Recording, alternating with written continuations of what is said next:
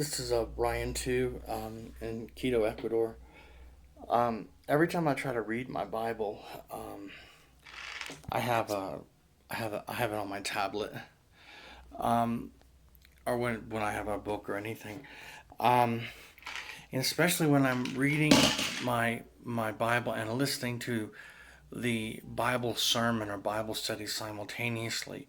Um, this breaks not only breaks brain entrainment with their system, but it depatterns the satanic ritual abuse contained in the neuroprogramming. Neuroscience married to the occult. Basically, that's trauma-based mind control. Um, and to stop that, they use a tactic called censorship. And that ranges from pain and trauma to drowsiness, dizziness. Um, they're using severe, sudden, rapid, split-second bouts of drowsiness. Just my vision just blurring out constantly every, 45 seconds as I try to read my Bible. As I try to read my Bible,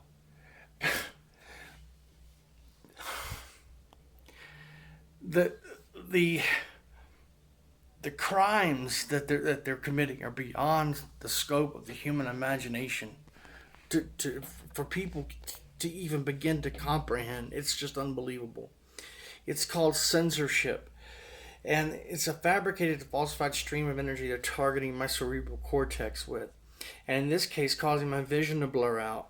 They're targeting my visual cortex, causing me to be drowsy, etc. To disrupt the cognitive effect of the external interference caused by the Christian content, which is breaking brain entrainment with their system and depatterning the satanic ritual abuse. It's not just reading the book, the Bible, the text. It's listening to the text as it is read and listening to it being explained. So it's the cognitive processing going on inside the neural networks, the neural pathways of my brain that is wreaking havoc on their neuroprogramming, breaking brain entrainment with their remote neural monitoring system. So formulation and predictive integration is no longer possible. So censorship is just the use of different methods: drowsiness, dizziness, my vision constantly blurring, pain, trauma, etc., in order to censor the abilities of the victim to engage in any external activity that interferes with their neuroprogramming. And it's every single time I try to pick up my. They must force the victim to respond.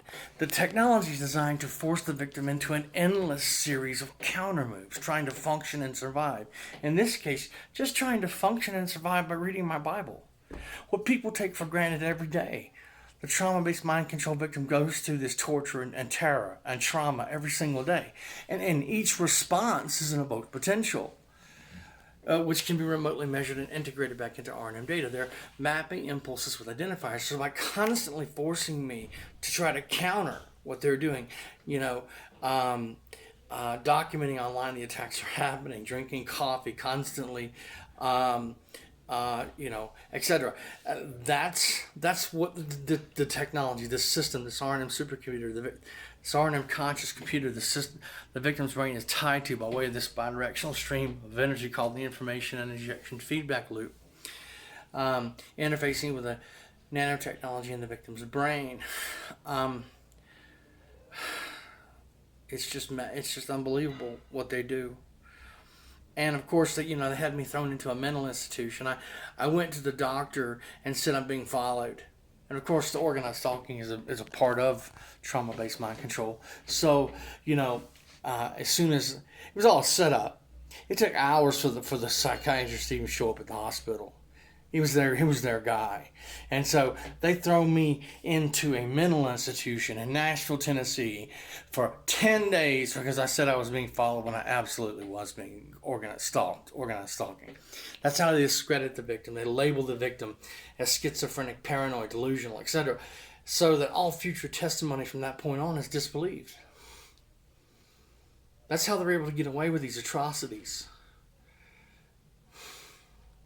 And of course, they slowly kill the victim, targeting the victim's internal organs so that the victim dies a premature death. And all of this coupled with constant tactics to discredit the victim, to distract the victim, to interrogate the victim, to portray the victim as delusional, crazy, schizo, etc. That's what, that's part of the organized stalking, you know. To discredit the victim, try having a reasonable conversation with anyone about the fact that 100 hostile strangers are following you.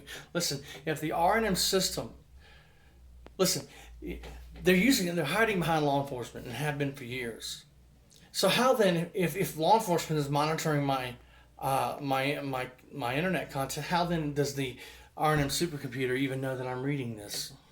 Because it's hijacked, it's piggybacking off that signal, that nightstand that they're using to monitor. They've hijacked all my computers, my tablets, my smartphones, etc. with radio frequency waves. Okay, so they control all content. They got to measure the cognitive effect of that content. So I'm sitting here just trying to read my Bible, and my vision is constantly blurring out, and I'm constantly fading away, constantly every 30, 45 seconds. Disrupt the continuity of thought, erase short-term memory, etc. That's what the trauma is for. That's what the remote neural attacks are designed to achieve. It's called censorship. Everything they're doing to all the mind control victims is based on three things. It's based on censorship, memory management, and direct behavioral control. In this case, they're using the trauma and the pain and the dizziness and the drowsiness and the vision blurring out, etc., constantly at regular intervals, to prevent that textual content not only from breaking brain entrainment with their system, but from de-patterning the horrific satanic ritual abuse that the victim is put through every day. It's just unbelievable that these atrocities can occur in the real world and no one does anything. It's like it's not even going on. And it's just unbelievable. I'm in Ecuador. Hive mind teams are close. Surveillance teams, they use foreign law enforcement, organized stalking, all that's going on. I'm in Ecuador. I've been all over the world. And they hunt me like a pack of wolves. I'm just trying to read my Bible. That's all I'm trying to do. And it won't even let me do that. Force the victim into an endless series of responses because each response is an electromagnetic emission pattern in the victim's brain, which can be remotely measured and integrated back into R&M data. They take all those responses and they correlate them into response statistics. So they're constantly trying to generate responses from the victim. And once they have enough of these response statistics, they correlate them together and determine coherent patterns of thought and then integrate that information back into R&M data as they begin to build a cognitive model of the victim's brain. All of that's achieved by trauma. That's why they call it trauma-based mind control. So just trying to function and survive, like making a phone call or watching television or reading a book or, going to the store or going to get something to eat or just, forget about a job, forget about any meaningful life. I mean, you can't even do the bare necessities without the most brutal and horrific form of torture imaginable. This is Brian, too, in Quito, Ecuador. And, of course, there are cameras in the room. Ecuadorians are watching everything. Cameras in the hotel. This is Brian, too, May 22nd, 2017. 8 o'clock at night, Quito, Ecuador.